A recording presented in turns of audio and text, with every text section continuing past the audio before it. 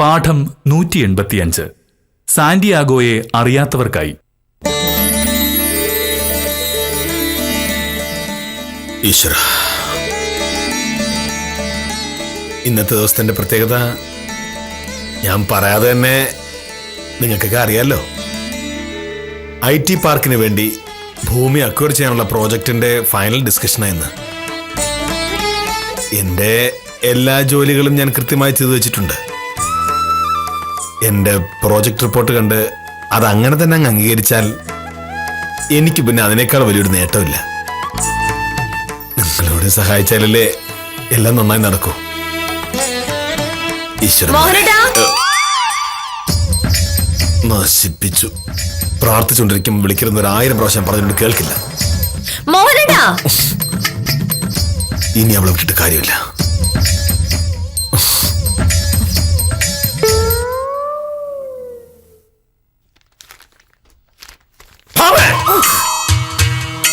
നിന്നോട് എത്ര തവണ ഞാൻ പറഞ്ഞിട്ടുണ്ട് പ്രാർത്ഥിച്ചുകൊണ്ടിരിക്കുമ്പോൾ ശല്യപ്പെടുത്തരുതെന്ന്. മനുഷ്യന് മനസ്സമാധാനം കിട്ടുന്നത് പ്രാർത്ഥിച്ചുകൊണ്ടിരിക്കും മാത്രമാണ്. അപ്പോൾ ശല്യപ്പെടുത്താന്ന് വെച്ചാൽ ഒരാവശ്യം വന്ന പിന്നെ വിളിക്കല്ല. എന്താ ചെയ്യേണ്ടത്? എന്തുവന്നാലും വിളിക്കാൻ പാടില്ലേ? പ്രാർത്ഥിച്ചുകൊണ്ടിരിക്കുമ്പോ യാതൊരു കാരണവശാലും വിളിക്കാൻ പാടില്ല. പ്രാർത്ഥനയ്ക്കിടയിൽ ശ്രദ്ധ മാറിയാൽ പിന്നെ ആ പ്രാർത്ഥന കൊണ്ട് എന്ത് പ്രയോജനം? മോഹനേട്ടാ, അങ്ങനെ ഒരു ശല്യവും ഇല്ലാതെ ആരും വിളിക്കാതെ ഏകാഗ്രതയോടെ ഇരുന്ന് പ്രാർത്ഥിക്കണമെങ്കിൽ അമ്പലത്തിലോ പള്ളിയിലോ പോയിരുന്ന് പ്രാർത്ഥിച്ചോളണം. ഇത് വീടാണ്. വീട്ടിൽ പ്രാർത്ഥനയെക്കാട്ടിലും പ്രധാനം വീട്ടിലെ കാര്യങ്ങൾ തന്നെയാണ്. ആ കാര്യങ്ങൾ കഴിഞ്ഞിട്ട് മതി പ്രാർത്ഥന. വീടായാലും അമ്പലമായാലും പള്ളിയായാലും പ്രാർത്ഥന പ്രാർത്ഥന തന്നെയാണ്. പ്രാർത്ഥിച്ചു കൊണ്ടിരിക്കുമ്പോൾ ആകാശം ഇടിഞ്ഞു വീണാലും എന്നെ ശല്യപ്പെടുത്താൻ ഞാൻ ആരെയും സമ്മതിക്കില്ല. ഓ, അപ്പോ മോഹനേട്ട് പ്രാർത്ഥിച്ചുകൊണ്ടിരിക്കുമ്പോ ഞാൻ ആ പുറത്തെ കിണറ്റിൽ വീണാലോ? എന്റെ പ്രാർത്ഥന ഫലിച്ചു എന്ന് ഞാനങ്ങ് വിചാരിക്കും.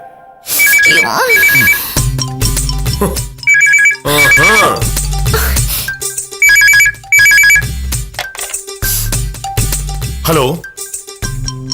ആ അതെ സാർ, മോഹനകൃഷ്ണനാ. റെഡിയാണ് സാർ, എല്ലാം റെഡിയാണ്. ഞാൻ എത്തിക്കോളാം സാർ. ഓഫീസിൽ ചെന്ന് റിപ്പോർട്ടുമായിട്ട് ഞാൻ നേരെ എത്തിക്കോളാം.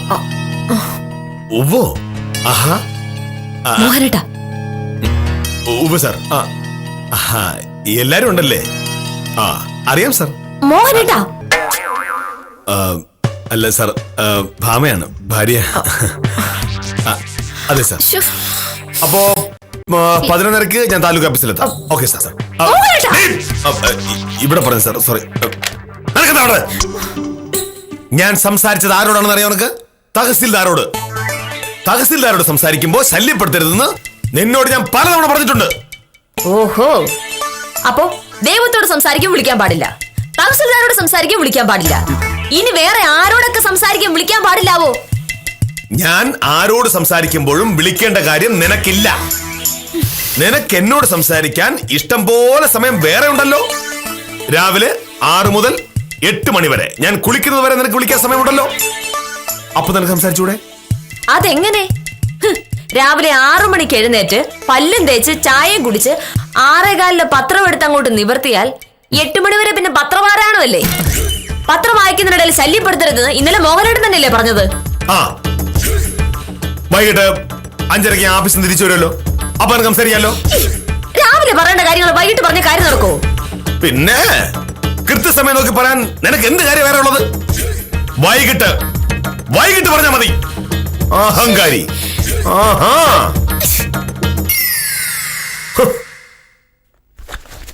മോഹനേട്ടാ, ഒരു വീട്ടിൽ 2 ന്യായം പാടില്ല. അതുകൊണ്ട് ഞാൻ എങ്ങനെ മോഹനേട്ടനോട് പെരുമാറണമെന്ന് മോഹനേട്ടൻ ആഗ്രഹമുണ്ടോ അതുപോലെ മോഹനേട്ടൻ തിരിച്ചെന്നോട് പെരുമാറണം.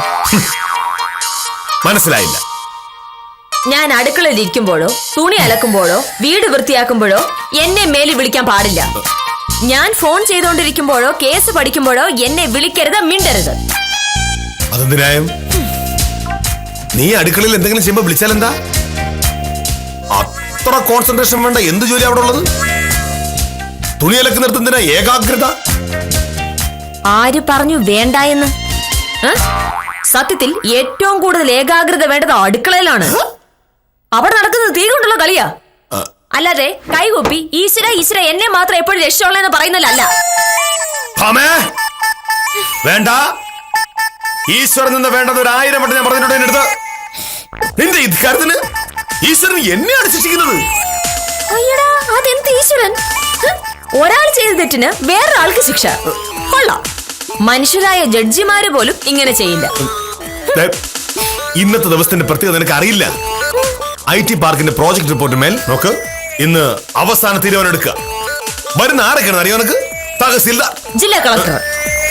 ജില്ലാ കളക്ടർ മാത്രമല്ല, റവന്യൂ സെക്രട്ടറി, IT സെക്രട്ടറി, ധനകാര്യ വകുപ്പിൽ നിന്ന് ഒരു ജോയിന്റ് സെക്രട്ടറി. ഇവരൊക്കെ ആരാണെന്ന് നീ കരുതിയിരിക്കുന്നത്? ഇവരൊക്കെ ആരായാലും എനിക്കൊന്നുമില്ല. എന്റെ പ്രശ്നം എന്റെ വീട്ടിൽ എന്റെ ഭർത്താവ് എന്നോട് മര്യാദകേട് കാണിക്കുന്നു എന്നതാണ്. ഇവിടെ IT പാർക്ക് വന്നാലും ഇല്ലെങ്കിലും മോഹനേട്ടന്റെ വില്ലേജ് ഓഫീസ് കത്തിപ്പോയാലും എനിക്കൊന്നുമില്ല. ആ, വീട്ടിൽ അടിമയെ പോലെ കഴിയാൻ എനിക്ക് പറ്റില്ല.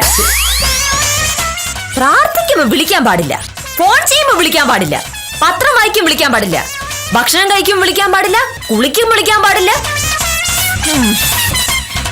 ഞാൻ നോക്കിയിട്ട് മോഹനേട്ടനോട് സംസാരിക്കാൻ ഒരൊറ്റ നേരമേ ഉള്ളൂ. ഉറങ്ങുമ്പോ. അപ്പോഴെങ്കിലും എനിക്ക് എന്തെങ്കിലും പറയാലോ. ഉറങ്ങുമ്പോഴും നീ ഒന്നും പറയണ്ട, അഹങ്കാരി.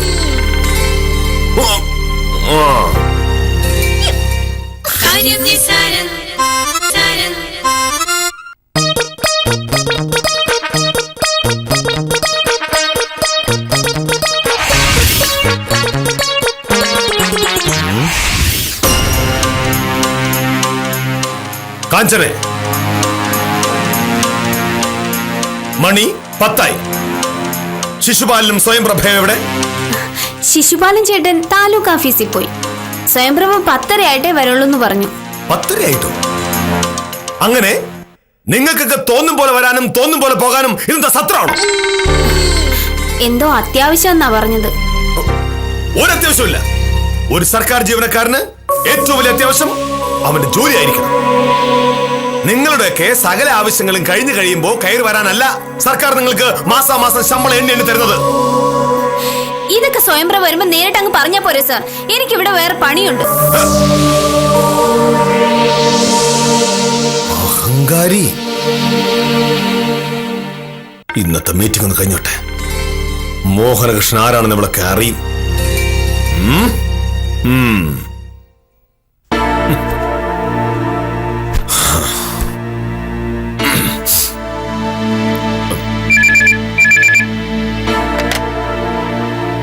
ഹലോ.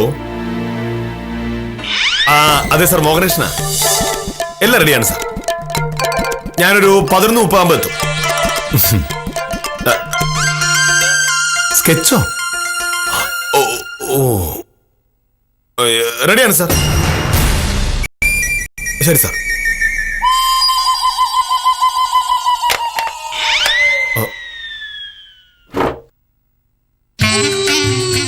കാഞ്ചനെ, ഇന്നത്തെ മീറ്റിംഗിൽ വെക്കാനുള്ള സ്കെച്ച് ഇന്നലെ വൈകുന്നേരത്തിന് മുമ്പ് റെഡിയാക്കണം ഞാൻ പറഞ്ഞല്ലേ?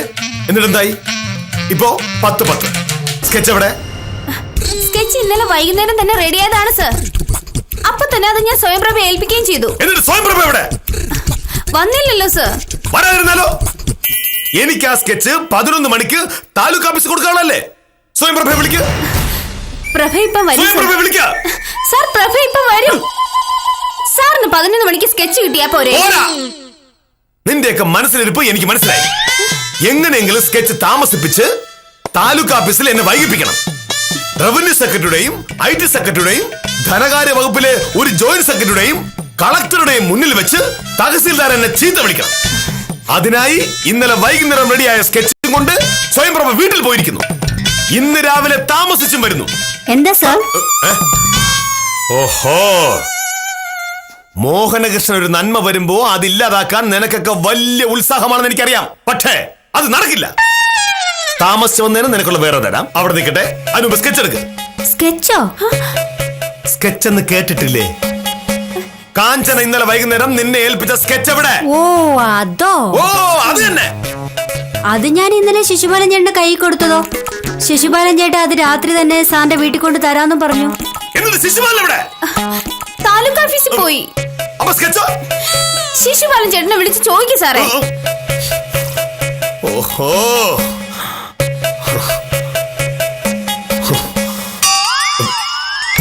ശിശുപാല,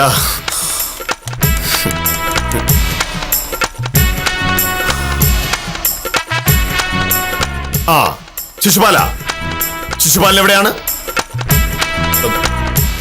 ഇന്നലെ വൈകിട്ട് സ്വയംപ്രഭ ശിശുപാലിനെ ഏൽപ്പിച്ച സ്കെച്ച് എവിടെ? ഉത്തരയോ? എന്തിന്?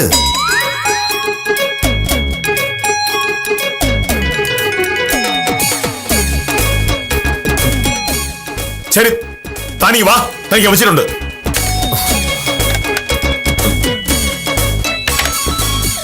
സർക്കാർ ഫയല് ഉത്തമന്റെ കൈ കൊടുക്കുക.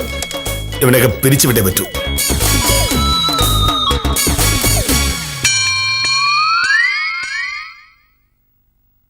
ഈശ്വര, ഉത്തമനെ കിട്ടുന്നില്ലല്ലോ. ഇവൻ ഇനി എവിടെ പോയി തപ്പും?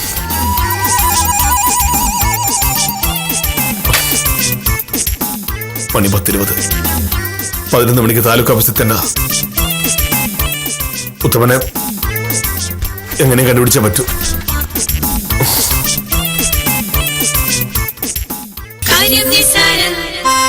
വഴക്കിടൂല. ഇങ്ങനെയൊക്കെ പറയണമെന്ന് ആരാ പറഞ്ഞു തന്നത്? അമ്മ എന്തിനാ കാട്ടി പോണ? അവിടെ കാടണ്ട. അതെന്തിനാ കാട്ടി പോണത്? അമ്മ സിംഹമാണ്. അമ്മ സിംഹമായതുകൊണ്ട് അമ്മ കാട്ടിപ്പോവും. സിംഹത്തിന്റെ കൂടെ പോവും. Ramraj Cotton dhotis shirts super kids സമർപ്പിക്കുന്നത് ആദരണീയർക്ക് രാംരാജ് കോട്ടൺ മുണ്ടുകൾ ഷർട്ടുകൾ. കല്യാൺ സിൽക്സ് കാര്യം നിസാരം സമർപ്പിക്കുന്നത് Kalyan Silks presented by Atlas jewellery.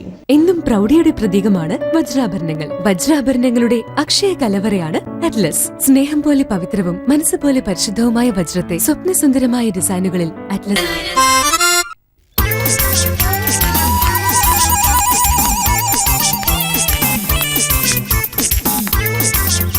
എങ്ങോട്ടാ സാർ ഇത്ര ധൃതിയില്? ആ ഉത്തമനോടെയും കണ്ടോ? ഇന്ന് കണ്ടില്ല. എന്താ സാറേ അത്യാവശ്യം? അവന് ഒരു ഉമ്മ കൊടുക്കാൻ. ഉമ്മ കൊടുക്കാനോ? അത് കൊള്ളാലോ. കഷ്ടം.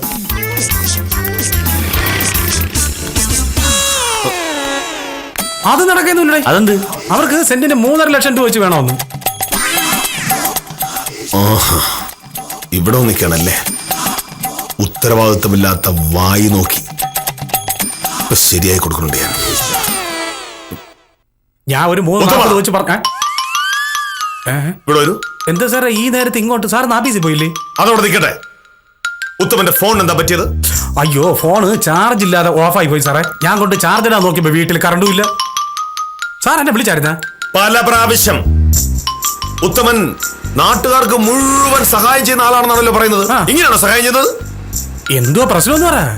ഉത്തമൻ ഒരാളുടെ ഉത്തരവാദിത്തമില്ലായ്മ കൊണ്ട് ഇന്ന് ഞാൻ ആരുടെ എല്ലാം ചീത്ത വിളി കേൾക്കേണ്ടി വരും അറിയാമോ? റവന്യൂ സെക്രട്ടറി, IT സെക്രട്ടറി, ധനകാര്യ വകുപ്പിലെ ഒരു ജോയിന്റ് സെക്രട്ടറി, ജില്ലാ കളക്ടർ, തഹസിൽദാർമാർ. അയ്യോ, എവരെയൊന്നും എനിക്കറിഞ്ഞൂടല്ലോ സാറേ. പിന്നെന്തിനാണ് എന്റെ പേരിൽ അവര് സാറിനെ ചീത്ത വിളിച്ചത്? പുതിയ IT പ്രോജക്ടിന്റെ സ്ഥലം എടുക്കുന്നതിനുള്ള ചർച്ചയാണെന്ന്. ബാക്കി സകല പേപ്പറുകളും ശരിയായി. ഇനി ആകെ കിട്ടാനുള്ളത് സ്കെച്ചാണ്. ആ സ്കെച്ചിലാ ചെന്നാൽ അവരെന്നെ ചീത്ത വിളിക്കില്ലേ? സാർ സ്കെച്ചുമായിട്ടൊക്കെ പോയാൽ മതി. പക്ഷേ സ്കെച്ച് ഉത്തമന്റെ കയ്യിലാണല്ലോ. എന്റെ കയ്യില്ല. ശിശുപാലൻ ഇന്നലെ രാത്രി സ്കെച്ച് ഉത്തമനെ ഏൽപ്പിച്ചതല്ലേ ഇന്ന് എനിക്ക് തരാനായിട്ട്? ഓ, അത് ആ കവറിന്റെ സ്കെച്ചായിരുന്നല്ലേ സാറേ? ഞാൻ അറിഞ്ഞില്ല കേട്ടോ. ഉത്തമൻ അറിഞ്ഞോ ഇല്ലയോ എന്നുള്ളതല്ല പ്രശ്നം. ആ സ്കെച്ച് എവിടെ? സാർ ഒന്ന് വീട്ടിൽ ഇല്ലായിരുന്നോ? മനസ്സിലായില്ല സാറേ. ഞാൻ രാവിലെ തന്നെ ആ കവർ കൊണ്ടുവന്ന് വക്കീലിനെ ഏൽപ്പിച്ചല്ലോ. എനിക്ക് രാവിലെ ഇത്തിരി തിരക്കായതുകൊണ്ട് ശിശുപാല സാർ തന്ന കവർ ഞാൻ വക്കീലിനെ ഏൽപ്പിച്ചിട്ട് പോന്നു. വക്കീൽ പറഞ്ഞില്ലേ? സത്യമാണോ തോന്നുന്നു പറയുന്നത്? ഞാൻ എന്തിനാണ് സാറേ ഇക്കാര്യങ്ങളിൽ കള്ളം പറയുന്നത്? മോഹനേശ്വരൻ ജാമ്യത്തിൽ ഇറക്കാൻ ഉത്തമൻ വേറൊരു വക്കീൽ അന്വേഷിച്ചോ? ഇതെന്തടാ പാട്?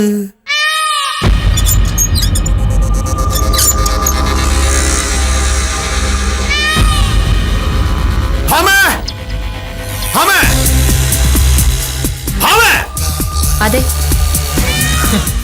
ഇന്ന് രാവിലെ എന്നെ വിളിക്കണമെന്ന് ഞാൻ പറഞ്ഞതാ. കേട്ടില്ല. ഇനിയിപ്പൊ അനുഭവിക്കട്ടെ. ശ്ശോ, ഇനി ഈ കേസിൽ എന്നോടൊന്നും പറഞ്ഞിട്ട് കാര്യമില്ല. ഒരു വാക്ക് പറഞ്ഞാൽ വാക്കായിരിക്കണം. ഞാൻ വിളിക്കാം. ശരി. ഒരാൾ ഫോൺ ചെയ്തോണ്ടിരിക്കുമ്പോഴാണ് മോഹനോട് ശല്യപ്പെടുത്തുന്നത്. ഇത് എവിടുന്ന് പഠിച്ച മര്യാദയാ? മര്യാദ നിന്നെ ഞാൻ പഠിപ്പിക്കാൻ പോകുന്നേ ഉള്ളൂ. എന്താ നിന്റെ ഉദ്ദേശം? എന്റെ ജോലി കളഞ്ഞിട്ട് നീ അടങ്ങൂ. മോഹനേട്ടാ, എനിക്ക് മോഹനേട്ടനുമായിട്ട് സംസാരിക്കാനായിട്ട് നീക്കി വെച്ചിരിക്കുന്ന സമയം വൈകിട്ട് 5-ന് ശേഷമാണ്. ഇപ്പോ മണി 10:45 ആയിട്ടുള്ളൂ.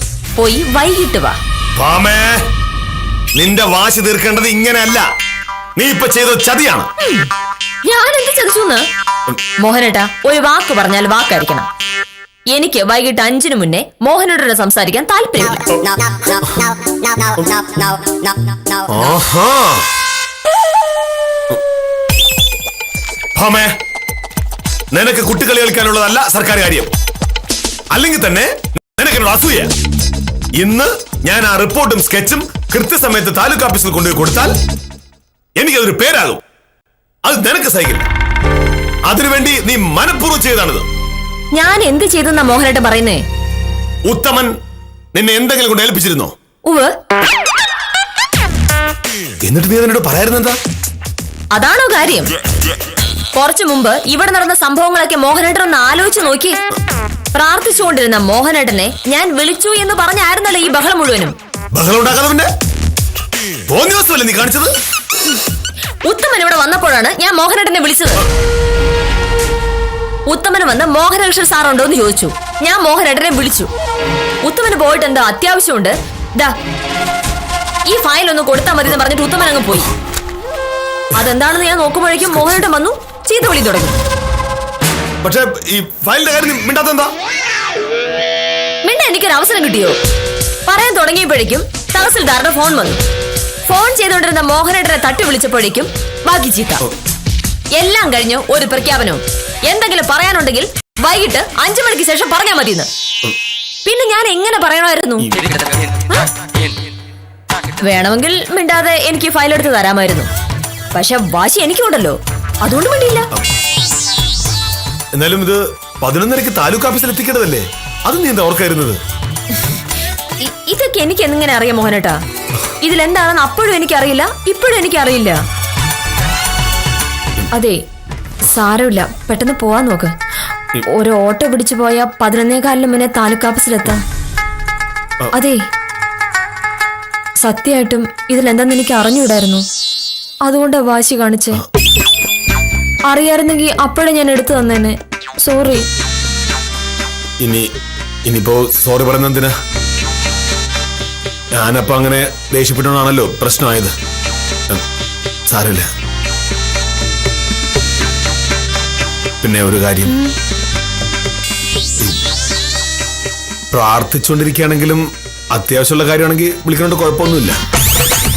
അപ്പൊ ഏകാഗ്രത പോവില്ലേ? ഏകാഗ്രതയേക്കാൾ വലുതാണല്ലോ വില്ലേജ് ഓഫീസ്. ജോലി കൃത്യമായി ചെയ്തിട്ടല്ലേ പ്രാർത്ഥിച്ചിട്ട് കാര്യമുള്ളൂ. അതിപ്പോഴെങ്കിലും മനസ്സിലായില്ല വില്ലേജ് ഓഫീസർക്ക്. വിശ്രുത സാഹിത്യകാരൻ പൗലോ കൊയ്ലോയുടെ ദ ആൽക്കിമിസ്റ്റിലെ കഥ പോലെയായി ഇവിടെയും. തലയണിക്കടിയിൽ ഉണ്ടായിരുന്ന നിധി അന്വേഷിച്ച് ലോകം ചുറ്റിയ സാന്റിയാഗോ എന്ന ഇടയച്ചെറുക്കനെ പോലെ വീട്ടിലിരുന്ന ഫയൽ അന്വേഷിച്ച് നാട് ചുറ്റുകയായിരുന്നു മോഹനകൃഷ്ണൻ. അന്വേഷിപ്പിൻ കണ്ടെത്തും എന്ന വിശ്വവിഖ്യാതമായ ഉപദേശം ഫലം കണ്ടതായി തൽക്കാലം ആശ്വസിക്കാമെങ്കിലും മോഹനകൃഷ്ണന്റെ അന്വേഷണങ്ങൾ ഇവിടെ അവസാനിക്കുന്നില്ല എന്ന് മാത്രം പറഞ്ഞുകൊണ്ട് ഇന്നത്തേക്ക് വിടാം. അന്വേഷണങ്ങളുടെ പുതിയ കഥയുമായി കാര്യം നിസ്സാരം നാളെ രാത്രി 9 മണിക്ക്.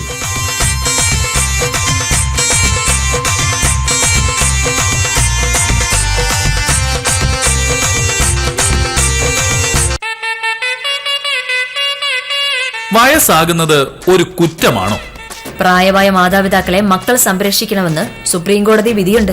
വയസ്സാകുന്നത് കൊണ്ട് മാത്രം അച്ഛനും അമ്മയൊക്കെ ഒരു ശല്യമാകുമോ? മാതാപിതാക്കളെ വീട്ടിൽ നിറക്കി വിടുന്ന മക്കൾക്കെതിരെ കേസ് കൊടുക്കാൻ വകുപ്പുണ്ട്. ഭർത്താവിന്റെ ഒരു കാര്യവും നോക്കാതെ ലോകകാര്യം അന്വേഷിച്ചടക്കുന്ന ഭാര്യക്കെതിരെ കേസ് കൊടുക്കാൻ പറ്റുമോ? എന്തൊക്കെ പറഞ്ഞാലും ഈ മോഹനകൃഷ്ണൻ ഒരു പ്രത്യേക ജന്മമാണ് കേട്ടോ. കാര്യം നിസ്സാരം.